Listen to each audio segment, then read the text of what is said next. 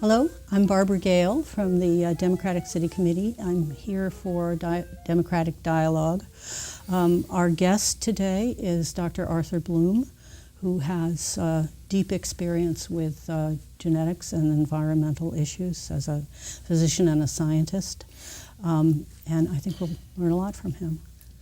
Dr. Bloom, nice to see you. Delighted to be with you, Barbara. Thank you. Could you give us a sense of what the work you've done over the years is in various areas? Yes. I know you have quite a wide range of knowledge.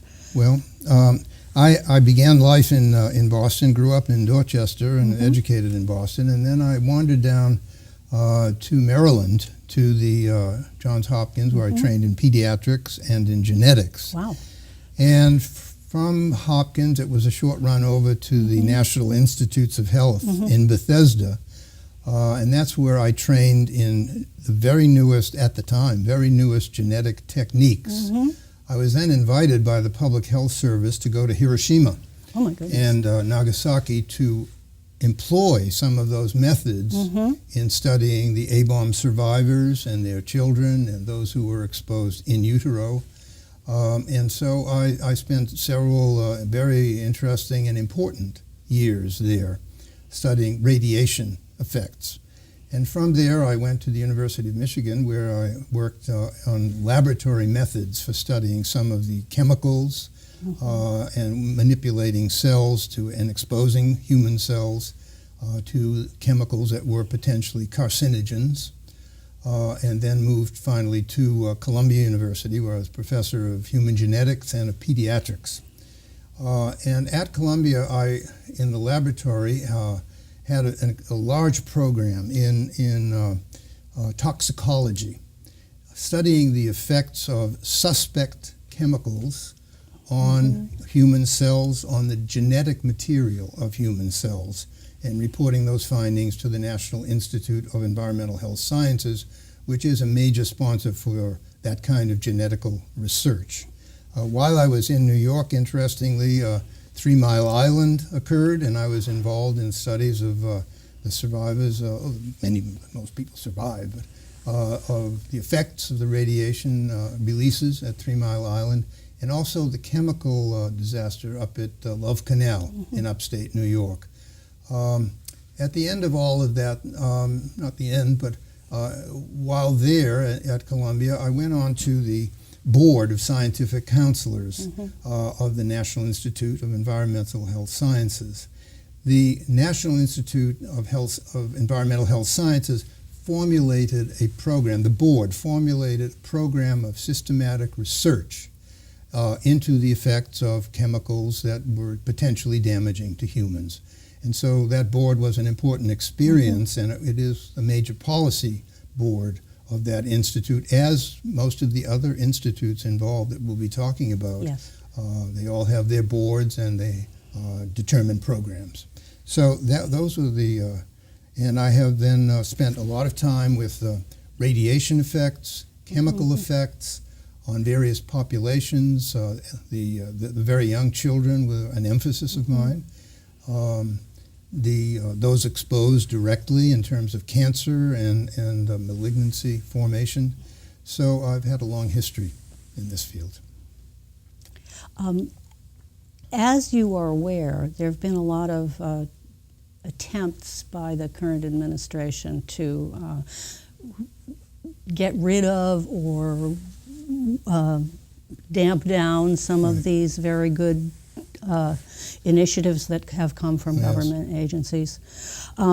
When you're looking at what is being proposed, which involves environmental protections of various sorts, what do you see happening in general under the current administration in Washington? Well, I've used this occasion to review the things that are being done by the administration, the current administration, and I must confess to being appalled by what is happening.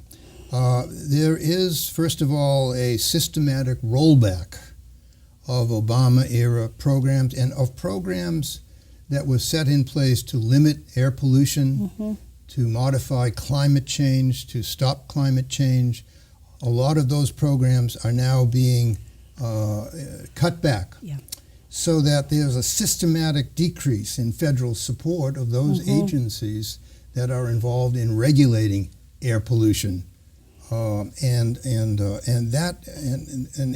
all of the agencies really concerned with environmental issues.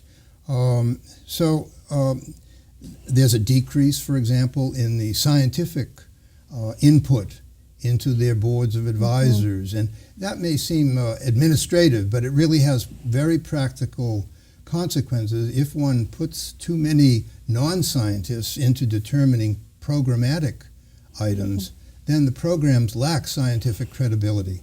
And this is one of the major things that is happening in the effort of the administration to open up a lot of things, and we'll get very specific about that in a few moments. But my sense is that the effort is a serious effort. It is widespread, and I think the population of this country and larger population will suffer. The world population will suffer as a result of these changes. There have been major, not only reductions, but absolute cutbacks in major programs. I'll mention just a couple. The program in toxicology testing of chemicals and things that are thought to be potentially damaging to children, to future generations, as well as to be potential carcinogens, cancer-causing chemicals in the environment. Those programs of toxicology testing have been seriously slashed. And I think over really several decades, the scientific community tried to put in place programs which would identify and therefore help to eliminate chemicals like arsenic from the environment. And I think that's one of the things that I was impressed at, the depth of the effort to suppress all of these things. The carbon monitoring system.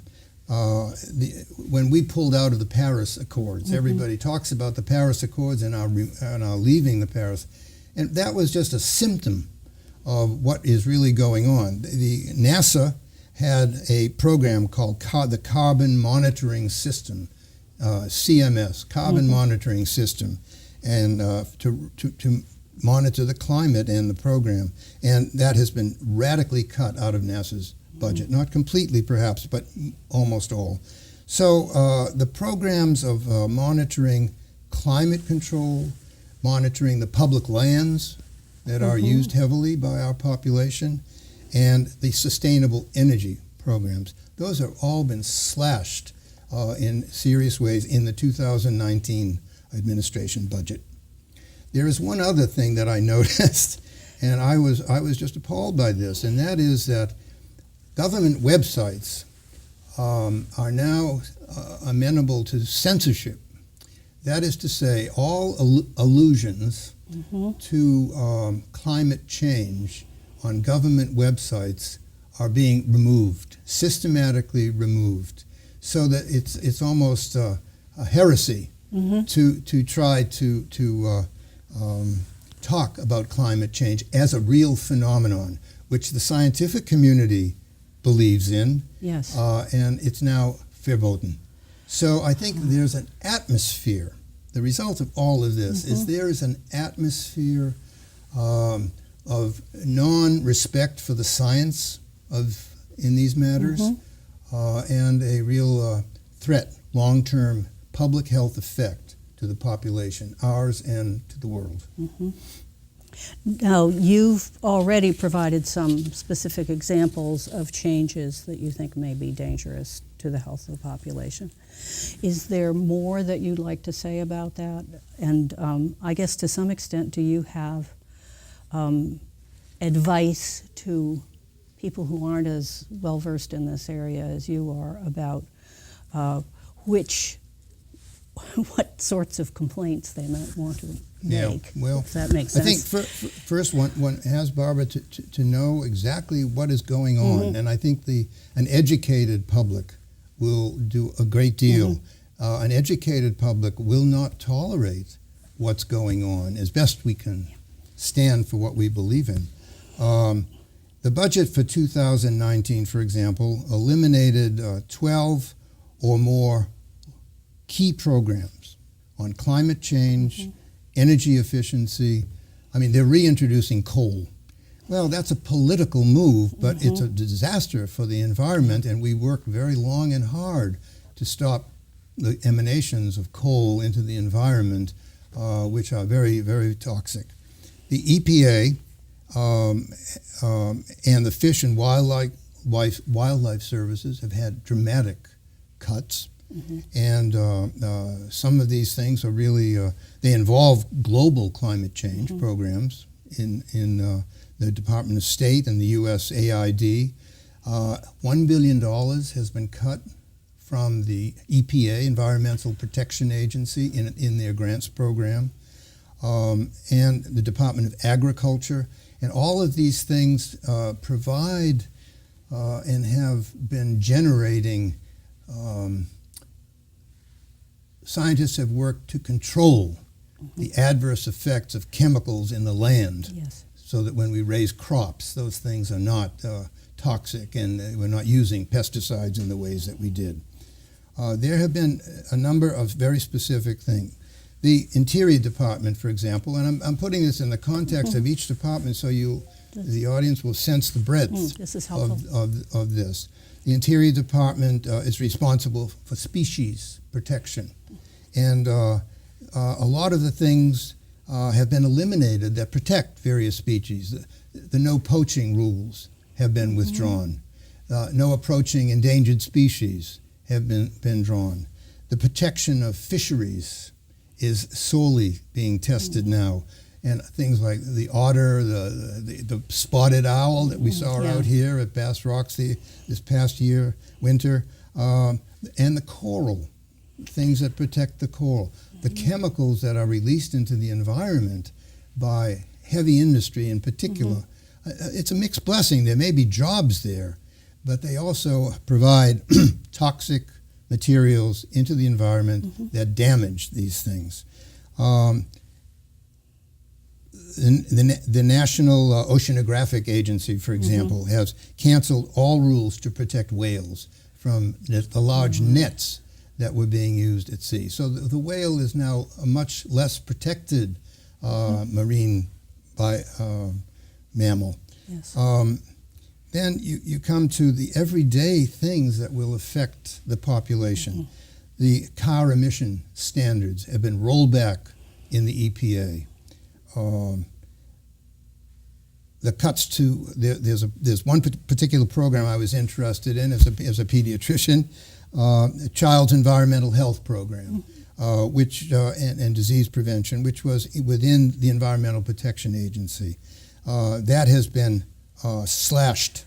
They did simple things to protect the health of children. For example, they found in studying rice, certain kinds of rice have arsenic, which is a known carcinogen and very toxic. Yes. And so when you eliminate a program geared to the protection of children, you're really doing a great disservice to the population at large. And these things are going on sort of across the board.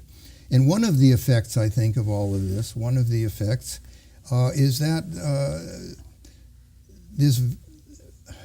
the scientific community is grossly agitated by these things. The input of the scientific community is much reduced when you put people like Pruitt and Zenke into these major administrative jobs with no experience in the field. And so my feeling is that the public has really to speak to these issues. And a couple of other examples. The Interior Department has auctioned leases off of all unleased areas off the coast, in the Gulf of Mexico, off the coast of Alabama and Louisiana and Florida. And all of that is now open. The leases are now bought up by industry and will be used to, for oil and gas drilling, purposes. And while that may seem energy efficient for the country in some sense, it is really potentially catastrophic when all of our, lands of that sort are being misused, Right.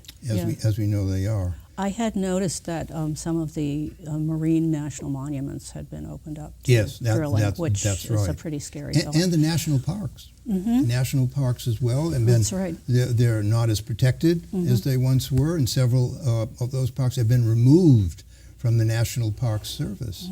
So all in all, I think there is cause for great concern. One of the interesting areas, I don't know if you're interested in this, but I think the notion of susceptible populations. In other words, as a geneticist, one of my areas of interest has always been the genetically at risk. Those who more than others, by dint of their genes, are at risk. So if you take 100 people, and 100 smokers, not all smokers of those 100 smokers will be equally susceptible to the risk of developing cancer of the lung. There'll be a subset, and that subset is particularly at risk for things like lung cancer, for emphysema and difficulties breathing. And I think that if you stop to think about this, these things require long-term studies. A lot of the agents, we didn't know for many, many years what the health effects of cigarette smoke was, what the effects were. And I think when you stop to think that it's not only those of us who are exposed, just as in Hiroshima and Nagasaki, it wasn't just the people who were exposed, but one of the more important kinds of studies that we did was on the children of those who were exposed, and looking for possible genetically transmitted effects from the exposed parents. And that kind of study is long-term. It takes really many years and large-scale studies, and it's very hard to do it when budgets are shrinking and you can't properly identify the populations that are at risk. So my argument is that we are, as a society, have to be sensitive to chemicals, radiations, all of the things that need testing. There are unresolved issues. For example, for years people have talked about what are the health effects of diagnostic ultrasound. Well, we sort of put that to rest.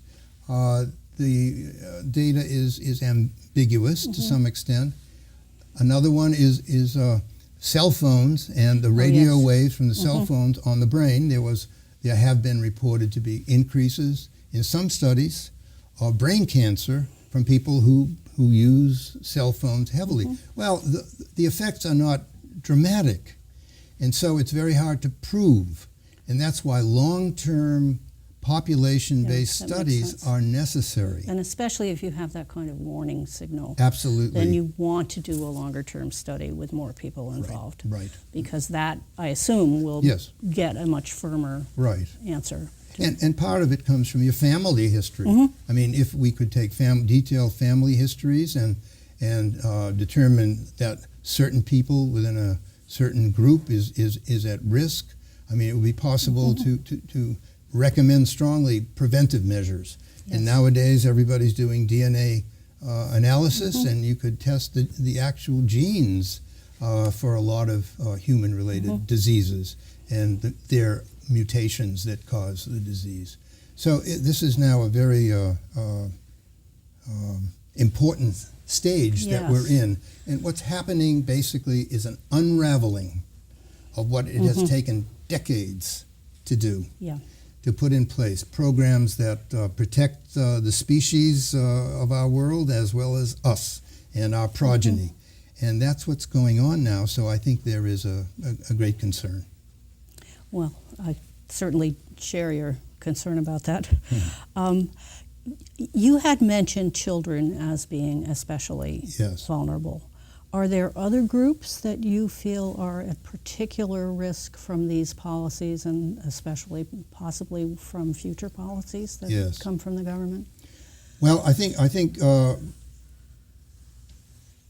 children of a young age, especially pregnant women, is also a particularly vulnerable group. There are a lot of evidence for a lot of chemicals, for example, that have a pronounced effect on women during pregnancy, effect on the fetus, developing fetus. And the testing for those things is very complex. And one has, again, to identify the population being studied, and one has to ask what are the ways we can best. We need new methods for studying an exposed population, and I think that the elderly are another.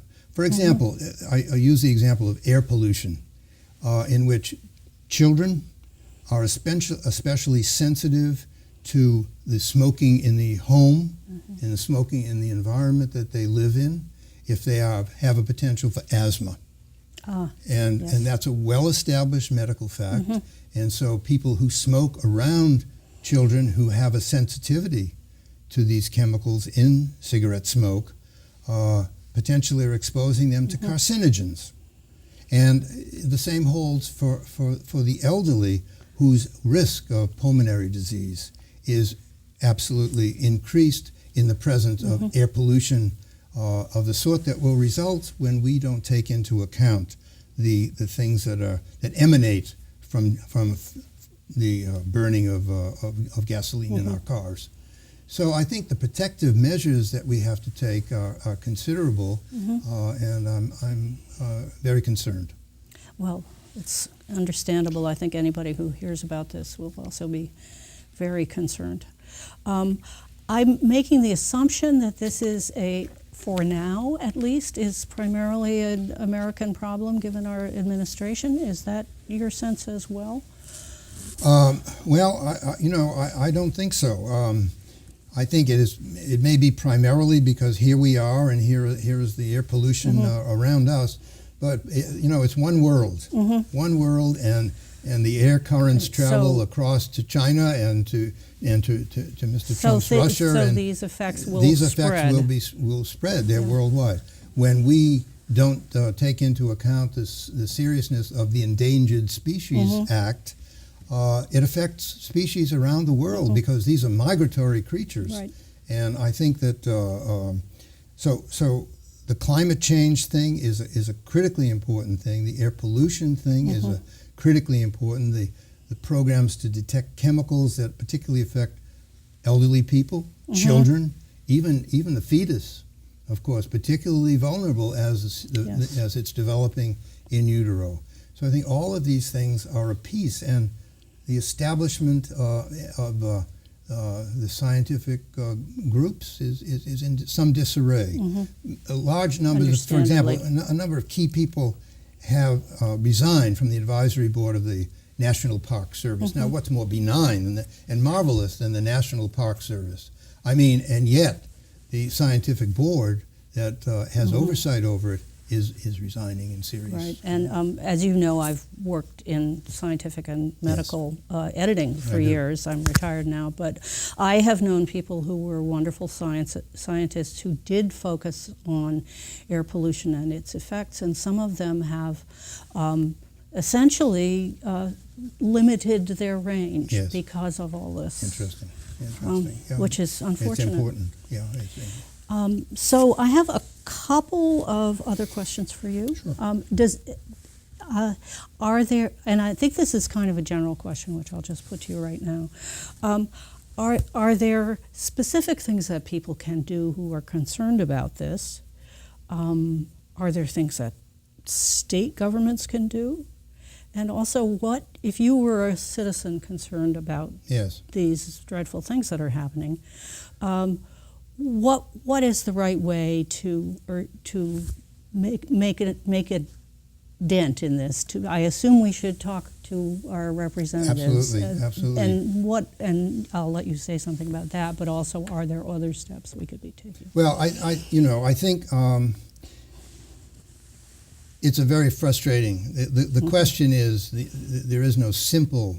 The answer is there's no simple response to that. It's a complicated issue, and I think what we need to do is to vote them out if they support these things, if they support withdrawal from the Paris Accords, if they support non-protection of the fetus and children of the future. I think when make representatives answerable to the population at large, and the major way to do that is through direct communication with their offices. The voters can write, and I think also they can stand down. They can be made to stand down if the population votes. People, these things are in our interest as a human species, and I think we have to protect ourselves from this atmosphere that we are now in. Obviously, one would like to restore the cuts that have been made in key programs, and one would like to reinstitute the custom, reinstitute the idea of having scientific credibility in what we do with the environment. And I think both of those have taken a serious beating at the hands of the administration. And I think people have to be vocal about these things. People are vocal about, the anti-abortion thing and all manner and immigration and the environment has to be taken, in my opinion, very seriously, because we are the ones who will suffer and our children after us. Right. Well, I couldn't agree more. And luckily, we have local Massachusetts and other state representatives who are very working for these causes. Right. And I guess all one can do is encourage them to keep doing it. That's right. I think we in Massachusetts are really blessed, and we have a group of legislative people who are keen about this. But we have to, and I would like the message to go beyond the state of Massachusetts, and we have to live our lives in a way. We have to do the things which will preserve the environment.